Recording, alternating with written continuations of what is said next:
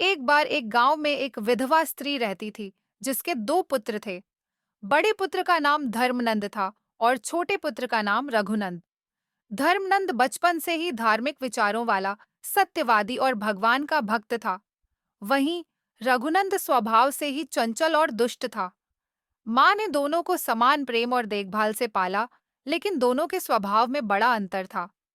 धर्मनंद जब बड़ा हुआ तो वह गांव के संतों से ज्ञान प्राप्त करने लगा और धीरे धीरे धर्म कार्यों में संलग्न हो गया। उसने समाज में सत्य, अहिंसा और धर्म का प्रचार किया और उसकी कीर्ति दूर दूर तक फैल गई। लोग उसे आदर से देखते और उसका सम्मान करते थे। दूसरी ओर रघुनंद ने अपनी माँ की सीखों को नकार दिया और अपने बुरे स्वभाव के कारण बुराई की ओर अग्रसर हुआ।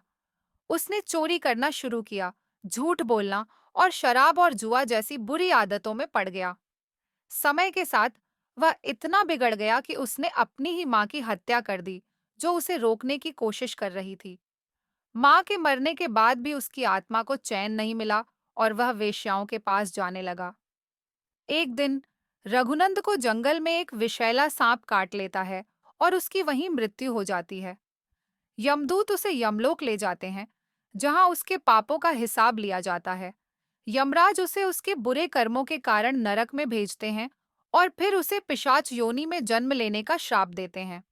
वह पिशाच बनकर उसी जंगल में घूमने लगता है जहां उसकी मृत्यु हुई थी। पिशाच बनने के बाद उसे अपने पिछले जन्म की कोई याद नहीं रहती और वह बिना उद्देश्य के भटकता रहता है। कई वर्षों बाद धर्मनंद अपने धर्म कार्यों से घर लौटता है। गांव पहुंचकर उसे अपनी मां की मृत्यु और भाई के बुरे कर्मों के बारे में पता चलता है। वह अत्यंत दुखी हो जाता है और अपनी मां की आत्मा के शांति के लिए प्रार्थना करता है। धर्मनंद को एक दिन एक संत मिलते हैं, जो उसे बताते हैं कि उसका भाई रघुनंद अब एक पिशाच बन चुका है और जंगल में भटक रहा है। धर्मनंद यह सुनकर और भी दुखी हो जाता है, लेकिन वह हार नहीं मानता। वह संत से अपने भाई की मुक्ति का उपाय पूछता है। संत उसे बताते हैं, पुत्र, यदि तुम अपने भाई की मुक्ति चाहते हो, तो तुलसी का जल लेकर उस पर छिड़को और फिर श्रीमद् भगवद गीता के 11वें अध्याय का पठन करो। इससे उसे अपने पिछले जन्म की याद आएगी और उसे मुक्ति प्राप्त होगी। धर्मनंद तुरंत तुलसी जल लेकर उस जंगल की ओर प्रस्थान करता है, जहां उसका भाई पिशाच बनकर भटक रहा था। जंगल में पहुंचते ही वह पिशाच को देखता है, जो अत्यंत भयानक और विकराल रूप में वहां घूम रहा था।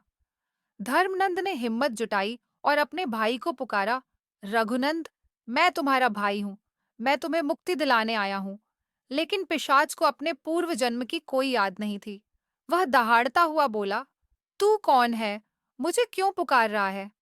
धर्मनंद ने शांत स्वर में कहा, मैं तुम्हें तुम्हारे पापों से मुक्त करने आया हूं, ताकि तुम्हारी आत्मा को शांति मिल सके। इतना कहकर धर्मनंद ने पिशाच के ऊपर तुलसी जल छिड़का।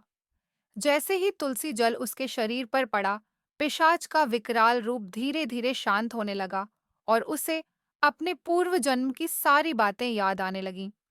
उसने धर्मनंद को पहचान लिया और उसकी आंखों से आंसू बहने लगे। पिशाच बोला, भैया, मुझे क्षमा करो। मैंने बहुत पाप किए हैं, माँ की हत्या की, चोरी की और न जाने कितने बुरे कर्म किए। मुझे नहीं पता था कि इसका परिणाम इतना भयानक होगा।